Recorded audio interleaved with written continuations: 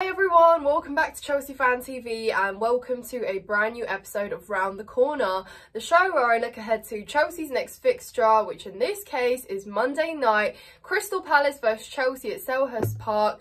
We won there last year, can we win there again is the question. But we'll get into everything, the lineup, Pochettino, the players, what we can expect. But before we do that, please subscribe to Chelsea Fan TV if you haven't done so already. Make sure to hit the like button and as always comment your thoughts down below. But obviously coming off the back of a win in the FA Cup replay against Aston Villa, hopefully boost some confidence in the team. Pochettino got it quite right with the lineup and with the setup, so I don't think it calls or invites too much change. I think the only thing is that obviously Badiashile is a question mark because he does have a groin injury again apparently now, so I think that's the second time he's had that injury. So hopefully nothing serious, but I don't think he'll be fit enough to start. Levi Colwill is also a question mark. I think he is now back in training, but I don't know whether that would be too risky to throw him straight back in. So I think it might be a case that Thiago Silva starts, which I personally don't have a problem with, very happy with actually, but a lot of fans have been saying that, is it a coincidence that we played so well without Thiago Silva on Wednesday? But yeah, we'll talk about that too. I just think that honestly there is no need to change that much apart from where there are respective injuries. But guys, I almost am 100% certain that Pochettino is going to bring Raheem Sterling straight into the lineup. And do you know why? Because he has to. I almost feel like there's a lot of pressure on Poch to play Sterling. One, because he's on the highest wage bills. Two, because he's meant to be one of the senior players. And three, because you can argue that he hasn't essentially really lived up to what we brought him in the first place. You know, if I'm correct, he was one of the very few signings that we made in the new ownership since the takeover, and it's almost still a kind of what if with Raheem Sterling. You know, he's had games where he's scored goals and he's had good contributions, but they also have come in games where his performances haven't been very well. So if you take the G&A out of that equation and you just look at the performances, they really haven't actually been that good. And you know, Noni Madueke looked good on the pitch.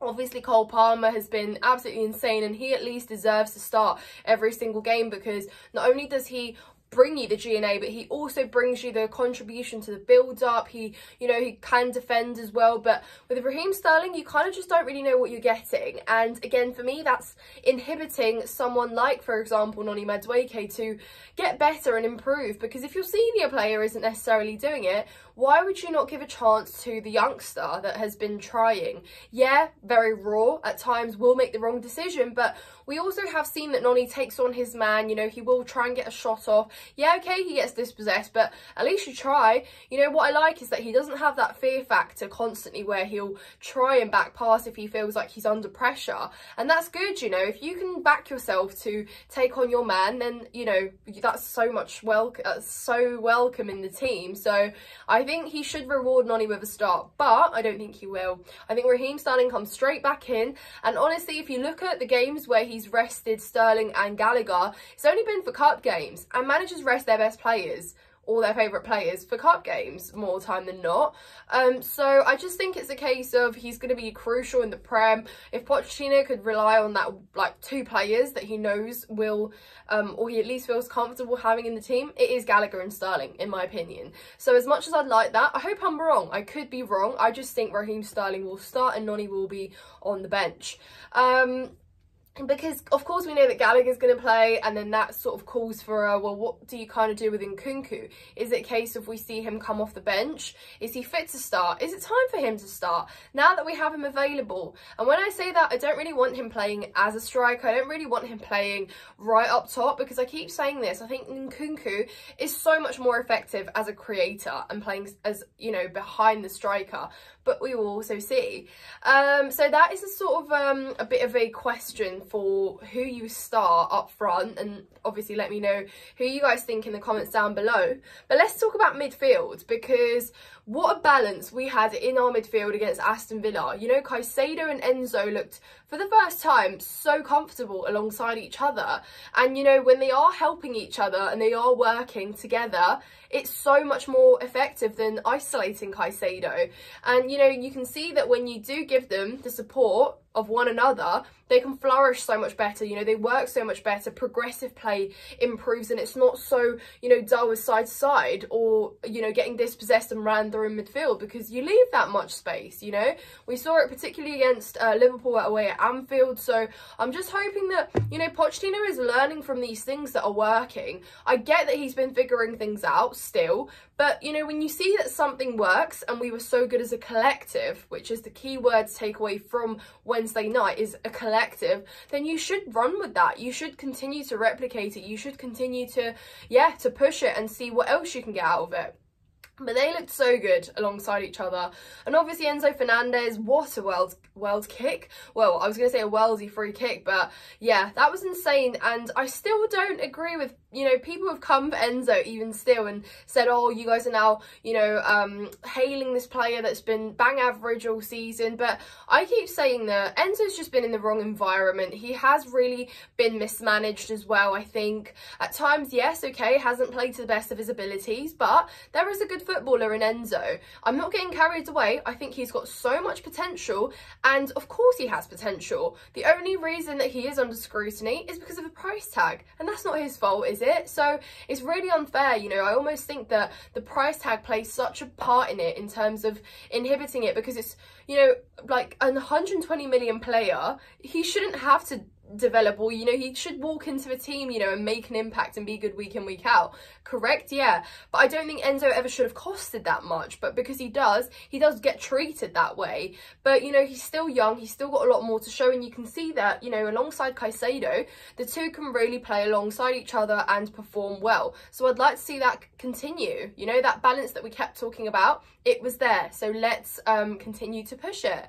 And then, of course, you know, like I said, a few changes in the back line, but we absolutely will obviously have Malo Gusto in right back, Chilwell in left back. What a breath of fresh air it is, guys, to have two fullbacks on the pitch as well. You know, even they still need that time to, like, grow into the game, to get more comfortable. But Malo Gusto, for me, I have been just singing praise on that guy's name since the start, because, you know, the very first time where Reece walked off injured and Malo Gusto stepped up, he has been very, very impressive. You know, it's not easy to fill Reece James's boots, but I argue that he has, and he's done such a good job, because, you know, he's good offensively, he's always good defensively as well, and, you know, he almost kind of provides that, you know, that full package. His cross is amazing. If someone can finish those off, you're looking at a lot of assists coming from Malo Gusto.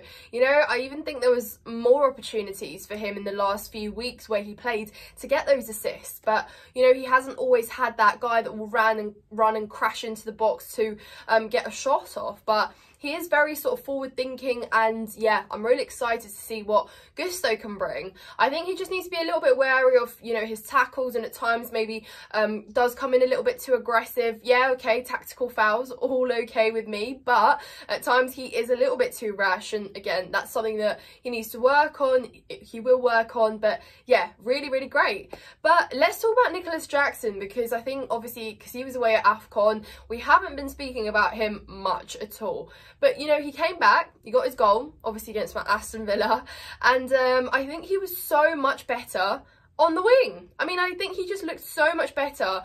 I believe he played as a winger at Villarreal, and, you know, all those goals that we saw in the compilations, well, they came from him bringing the ball from deep. You know, his hold-up play is good, and then trying to, you know, finish a chance or bring someone else into play. And we saw that in pre-season as well, guys. If you remember, you know, he was very good at linking up with Maatsen and Mudryk and Nkunku. You know, they had that very sort of good 1-2 kind of combination chemistry there, and it really worked. So I almost think that he is a bit isolated when he's up top, and because he has too much time to think on the ball, he almost overthinks it, and he doesn't, like, he lacks that striker instinct finish because he's thinking too much. So maybe food for thought, but then also not, because I basically said at the start of the video that I don't want Nkunku playing up top. So something to think about for Pochettino. Absolutely. But yeah, guys, let me know what changes you would make. Again, I think Crystal Palace are not coming into this game with much confidence because, yeah, their whole situation has been rocky to say the least. Most of them want Roy gone. He's basically on borrowed time now, I think, before, yeah, Palace work out who they're going to bring in. But for them, results have been bad. And in some ways, the two clubs relate in terms of, you know, managers and how much they're under pressure, owners as well, some of the players being questioned. But, you know, they've had a few additions now in January. Maybe we see them sort of play a part, but, you know, I say that, but they've got key players out. You know, Elise's missing out, Eze, and obviously Mark Gehi as well won't be in the lineup at all. So maybe, who knows? But it is Selhurst Park. They, you know, I think they will score. It's just about us finishing, managing the game. If we score first, I think it, again, like stating the obvious, but just gives us so much more of a chance to control the game, and we know that we don't panic as much.